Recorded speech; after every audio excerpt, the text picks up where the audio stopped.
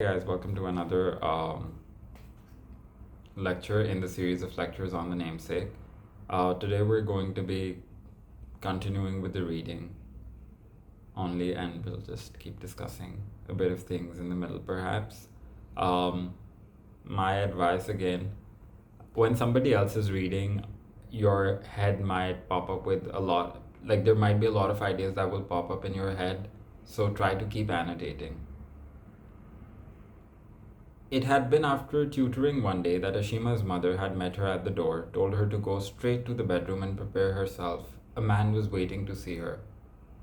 He was the third in as many months. The first had been a widower with 4 children. The second, a newspaper cartoonist who knew her father, had been hit by a bus in Esplanade and lost his left arm. To her great relief, they had both rejected her. She was 19, in the middle of her studies, in no rush to be a bride, and so, obediently but without expectation, she had untangled and rebraided her hair, wiped away the kohl that had smudged below her eyes, patted some cuticura powder from a velvet puff onto her skin. The sheer parrot green sari she pleated and tucked into her petticoat had been laid out for her on the bed by her mother. Before entering the sitting room, Ashima had paused in the corridor. She could hear her mother saying, "She's fond of cooking and she can knit extremely well. Within a week, she finished this cardigan I'm wearing." Ashima smiled, amused by her mother's salesmanship. It had taken her the better part of a year to finish the cardigan, and still her mother had to do the sleeves. Now, if you connect this scene to the previous scene where Ashima was concerned that her child has all fingers, all toes, stuff like that. You see how when the context is also of course different, but like how Ashima wanted her child to be perfect, to be perceived perfect, that's what the mother is wanting. Glancing at the floor where visitors customarily removed the slippers, she noticed, beside two sets of chappals, a pair of men's shoes that were not like any she'd ever seen on the streets and trams and buses of Calcutta, or even in the windows of Bata. They were brown shoes with black heels and off-white laces and stitching. There was a band of lentil-sized holes embossed on either side of each shoe, and at the tips was a pretty pattern pricked into the leather as if with a needle. Looking more closely, she saw the shoemaker's name written on the insides in gold lettering that had all but faded. Something and Sons, it said. She saw the size 8.5 and the initials USA, and as her mother continued to sing her praises, Ashima, unable to resist a sudden and overwhelming urge, stepped into the shoes at her feet. Lingering sweat from the owner's feet mingled with hers, causing her heart to race. It was the closest thing she had ever experienced to the touch of a man. The leather was creased, heavy, and still warm. On the left shoe, she had noticed that one of the crisscrossing laces had missed a hole, and this oversight set her at ease. She extracted her feet, entered the room. The man was sitting in a rattan chair, his parents perched on the edge of the twin bed where her brother slept at night. He was slightly plump, scholarly looking, but still youthful. With black, thick-framed glasses and a sharp, prominent nose, a neatly trimmed moustache connected to a beard that covered only his chin lent him an elegant, vaguely aristocratic air. He wore brown socks and brown trousers and a green and white striped shirt, and was staring glumly at his knees. He did not look up when she appeared, though she was aware of his gaze as she crossed the room. By the time she managed to steal another look at him, he was once again indifferent, focused on his knees.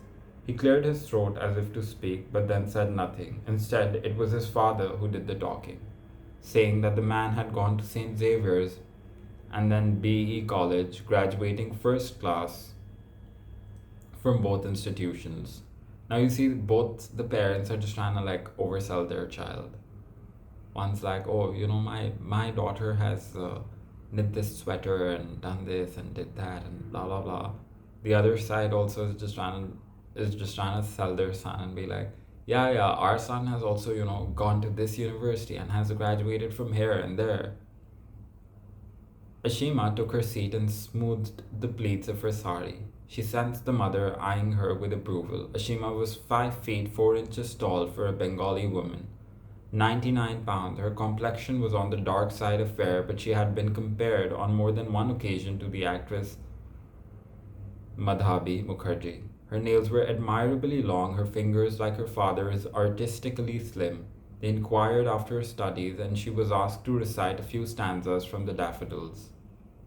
Um, this is a very South Asian thing, where parents, if their child knows, for example, and this is now all over social media, um, but like if a child knows how to dance, for example, the parents would be like, "Oh, dance in front of the guests. Show them you know how to dance." If the child knows how to sing, oh, show them how you sing. So the same thing that they're doing with Ashima. Or recite the daffodils. But also her reciting the daffodils shows us that she has this whole literary sense of thing in her, while Ashok is an engineer. The man's family lived in Alipur. The father was a labor officer for the customs department of a shipping company.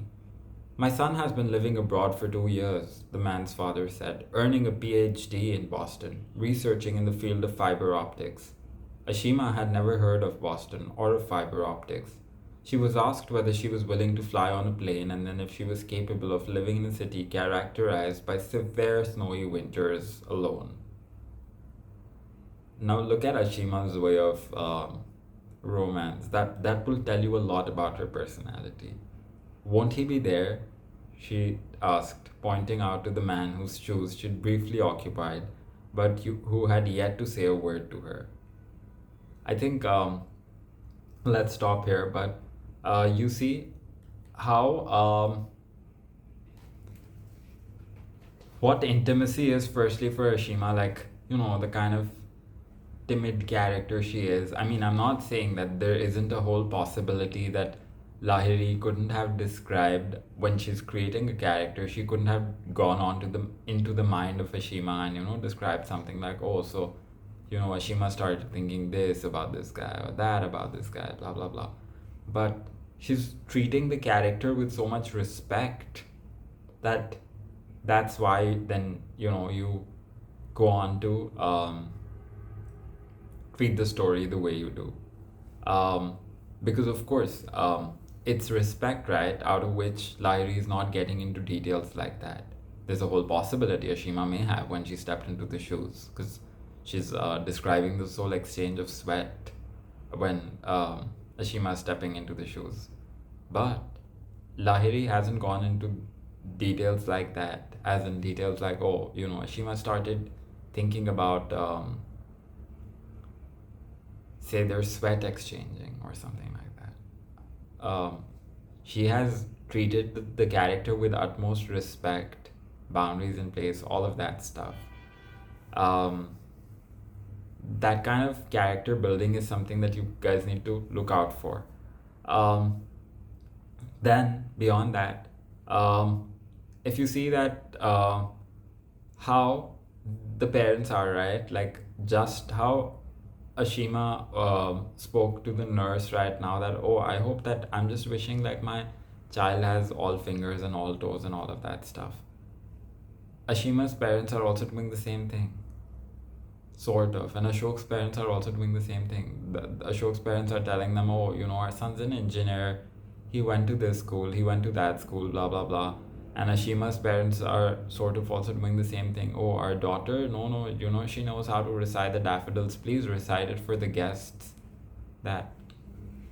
I guess let's just continue reading for a while right now, and then we'll get into the details later. If you like this video, don't forget to give me a thumbs up as well as subscribe to the channel, and perhaps press the bell icon to stay updated for whenever a new video drops in.